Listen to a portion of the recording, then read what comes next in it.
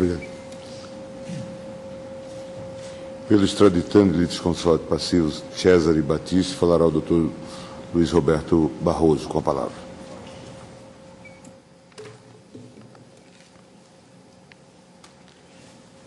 Excelentíssimo senhor presidente, senhores ministros, senhoras ministras, senhor procurador-geral da República, eu também me associo às manifestações de pesar pelo falecimento do querido amigo e eminente ministro Carlos Alberto Direito e endosso as razões do comovente artigo de Vossa Excelência hoje no Globo. Infelizmente, eu não tenho mais tempo para prestar a homenagem devida e merecida a esse grande brasileiro. Há mais de 30 anos, há mais tempo do que o maior prazo de prescrição da vida previsto na legislação brasileira, em 1976, Cesare Battisti ingressou para a organização de esquerda Proletários Armados pelo Comunismo. Em 1979, a organização foi desbaratada, todos os seus membros levados a julgamento pelas ações subversivas por 4 mortes. Cesare Battisti não foi sequer acusado de qualquer das 4 mortes e foi condenado por participação em organização subversiva e por ações subversivas. Em 1981, depois de 2 anos preso, Cesare Battisti foge da prisão. Em 1982, Pietro Muti, um líder da organização, é preso, torna-se arrependido e, por delação premiada, transfere para Cesare Battisti a culpa dos 4 homicídios imputados à organização, homicídios, muitos deles que ele próprio era acusado. Cesare Battisti é levado a um segundo julgamento coletivo, sem constituição de advogado, em absência, e é julgado à revelia e condenado à prisão perpétua. As únicas provas relevantes deste processo eram a delação premiada, confirmada por outros acusados no processo. E se a discussão evoluir para este tema, eu tenho um quadro demonstrando a fragilidade de todas as provas invocadas. Portanto, senhor presidente, Cesare Battisti é o bode expiatório de uma trama simples.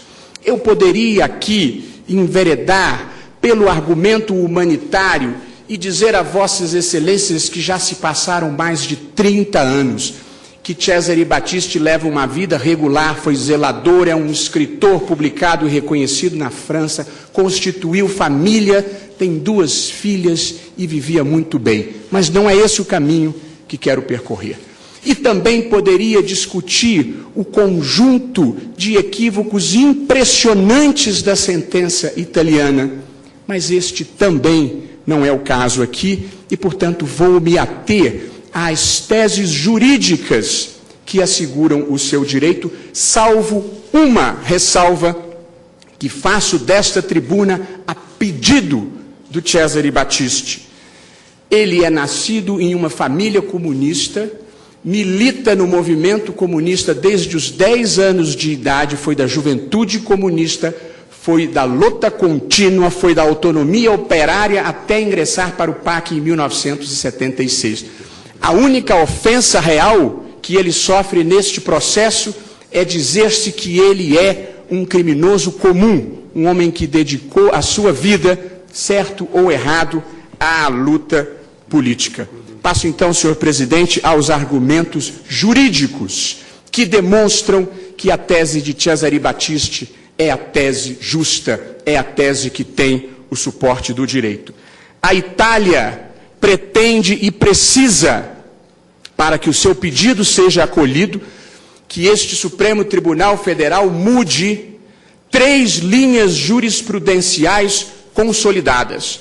A primeira, o Supremo tem que passar a achar ser inconstitucional o artigo 33 da Lei do Refúgio, que estabelece que o refúgio extingue o processo de extradição. Pois o Supremo já decidiu esta matéria num acórdão memorável do caso Medina, e a acusação, com todo respeito, era por 2 homicídios e havia tratado entre Brasil e Colômbia. Portanto, esse argumento é um argumento que não procede, e a Organização das Nações Unidas sustenta em documento oficial que o refúgio deve extinguir a extradição, de modo que a jurisprudência desta Corte é correta e não há por que ser modificada. A segunda linha jurisprudencial que a Itália precisa que esta Corte modifique para que o seu pedido seja acolhido, é que deixe de considerar que relações internacionais é tema de competência privativa do Executivo. Leia o voto do ministro Pertence, vencedor, extradição 785. No Brasil, a exemplo da generalidade dos ordenamentos nacionais, reserva-se ao Poder Executivo a competência das relações internacionais e o poder privativo para conceder asilo ou refúgio. E a terceira linha jurisprudencial que este Supremo precisa reformar para atender o pedido persecutório da Itália é sustentar que refúgio não é ato político, que refúgio é um ato vinculado quando há diversas manifestações da Corte no sentido de se tratar de um ato político, e eu aqui destaco passagem do voto do ministro Marco Aurélio na extradição 1008, não cabe ao Supremo perquirir o acerto ou o desacerto do ato do Executivo que haja implicado o reconhecimento do status de refugiado. Portanto, senhor presidente, o Supremo Tribunal Federal revalorar a concessão de refúgio para sobrepor a sua vontade política à do Poder Executivo vulnera toda a tradição jurisprudencial desta Corte. Não há nenhuma razão para o Supremo mudar o seu ponto de vista nestas três linhas consagradas e acertadas que prevalecem nesta Corte. Passo a fazer, senhor presidente, algumas observações que me parecem relevantes. A primeira, o refúgio foi concedido pelos mesmos fatos que servem de fundamento ao pedido de extradição.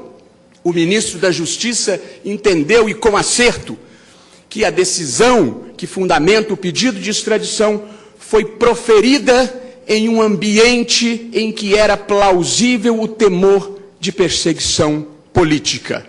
Foi esta a decisão e evidente a pertinência temática. E, por evidente, executar 10, 20 anos depois uma sentença proferida neste ambiente seria apenas o prolongamento do tempo desta possível perseguição política. A segunda observação, não há nenhum impedimento convencional ou legal à concessão do refúgio nesta hipótese. A Convenção fala que não se pode dar refúgio em caso de crime grave de direito comum e a legislação interna brasileira qualifica esses crimes como hediondos ou atos de terrorismo. Cesare Battisti não praticou nenhum crime hediondo, não foi acusado da prática de crime hediondo e a categoria crime hediondo não existia no Brasil em 1979, quando os fatos relevantes ocorreram. E, em segundo lugar, não houve ato de terrorismo, a decisão italiana não acusa de terrorismo, essa é uma forma de desqualificar, mas não houve atentado indiscriminado, ele é acusado, a sua organização, de 4 homicídios contra agentes contra-revolucionários, que eram inimigos do proletariado, crimes pontuais, nenhuma imputação de terrorismo.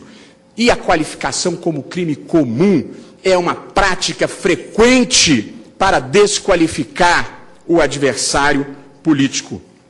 A terceira observação, a decisão do ministro da Justiça foi corretamente enquadrada como refúgio, mas a alegação de que deveria ser asilo e não refúgio não produz nenhuma consequência jurídica.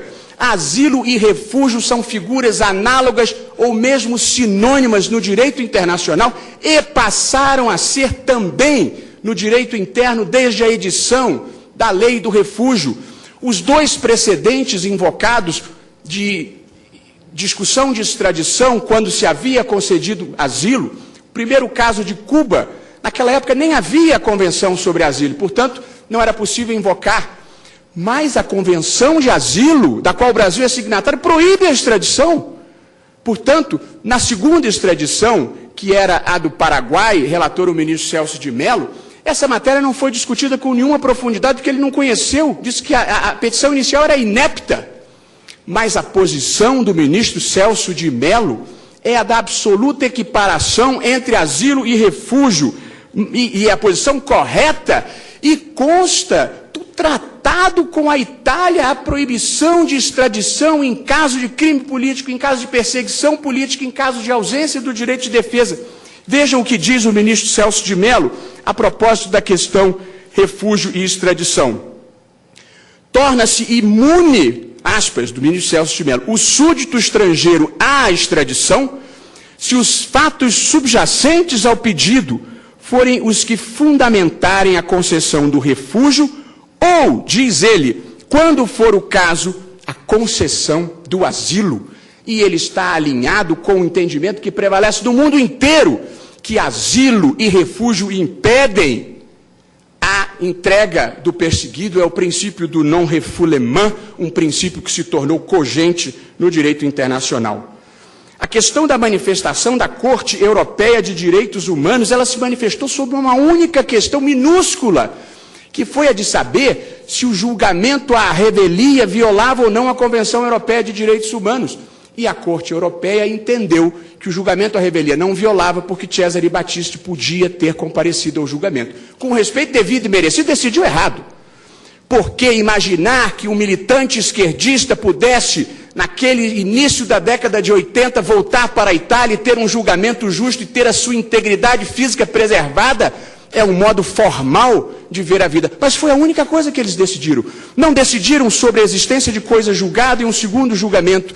Não decidiram acerca de ter sido diversos acusados defendidos pelo mesmíssimo advogado e inúmeras outras questões que permearam aquele processo realizado na Itália, num clima em que Luigi Ferraioli, o maior penalista italiano, dizia: justiça política não era a decisão baseada nos autos, mas na vontade partidária dominante. Está em direito e razão do Luigi Ferraioli. Passo, senhor presidente, mais adiante para dizer que o risco de perseguição política é inegável e a decisão do ministro é correta. A tese central é que não se deve averiguar o seu mérito, mas no seu mérito ela é correta. Houve anos de chumbo, houve legislação de exceção, houve violações do processo legal, houve um réu julgado à revelia sem constituir advogado, mas o que chama mais atenção na decisão do ministro de Estado da Justiça é o seguinte ponto: o Cesare Battisti passou 14 anos como abrigado político na França. Em 1981, a Itália pediu a extradição e a França negou. 12 anos depois, senhor presidente, 12 anos depois, quando Silvio Berlusconi assume na Itália e Jacques Chirac assume na França, dois governos conservadores, é que o processo é reaberto um bis in idem, segundo pedido de extradição. 12 anos depois, um homem que vivia pacatamente, produtivamente como um escritor. 300 intelectuais franceses pedem aqui pela libertação dele.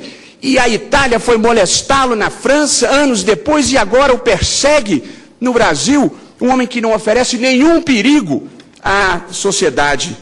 E, portanto, senhor presidente, a maior prova de que Cesare Battisti é vítima de uma perseguição política é nada mais, nada menos do que a reação da Itália. A Itália, senhor presidente, confirma cabalmente o risco de perseguição política depois do ato de refúgio. O presidente da República da Itália escreveu para o presidente Lula, expressando estupor e pesar. O ministro das Relações Exteriores convocou o embaixador do Brasil para se explicar, e o italiano, em retaliação, o ministro da Justiça acenou com a possibilidade de votar contra o Brasil ingressar no G8. O ministro da Defesa disse que ia se amarrar no prédio da Embaixada Brasileira, liderou uma passeata e abriu um site na internet para condenar a decisão brasileira. O ex-presidente e ex-primeiro-ministro Francesco Cossiga disse que o ministro da Justiça brasileiro disse umas cretinices e que o presidente do Brasil era um populista católico, um cato comunista. Prefeitos pregaram um boicote e um parlamentar de apoio disse: não me parece que o Brasil seja conhecido por seus juristas, mas por suas dançarinas. Portanto, antes de pretender nos dar lições de direito, O ministro da Justiça brasileiro faria bem se pensasse nisso, não uma, mas 1000 vezes. E veio o mandado de segurança e disse que o ministro de Estado praticou ato com desvio de finalidade, alegações falsas, interesse e sentimento pessoal. 2 perguntas importantes, senhor presidente, antes de concluir. Alguém acredita que para dar execução à pena de um criminoso comum iam se mobilizar o presidente da República, 2 presidentes da República, um primeiro-ministro, todos os ministros de Estado? É um absurdo. E, em segundo lugar, senhor presidente, caminhando para a minha conclusão, em segundo lugar, a segunda pergunta: nós somos todos maduros, seguros e não precisamos de patriotadas. Mas, senhor presidente, diante da reação inapropriada, dedo em riste, com ameaças do governo da Itália, nós vamos fazer o quê? Desacreditar o nosso ministro da Justiça e dizer: perdão, Buana, sim, Buana, pois não, Buana, e vamos desautorizá-los? Senhor presidente desta corte, penso que não, penso que diversas vezes não, e aqui concluo mesmo, senhor presidente. Nós somos um Estado soberano, uma cultura humanista, uma civilização humanitária. Nós não somos vingadores da história, não vamos lançar uma expedição punitiva tardia, porque estamos sendo pressionados. Nossa especialidade, senhor presidente, são missões de paz. Este é o Tribunal da Democracia Brasileira. Na vida é possível estar do lado das razões de Estado, ou é possível estar do lado da proteção dos direitos fundamentais, a lei do mais fraco. Este é o lado que esta corte costuma estar. E parodiando Cortázar, nós sabemos onde temos o coração e por quem ele bate. Obrigado.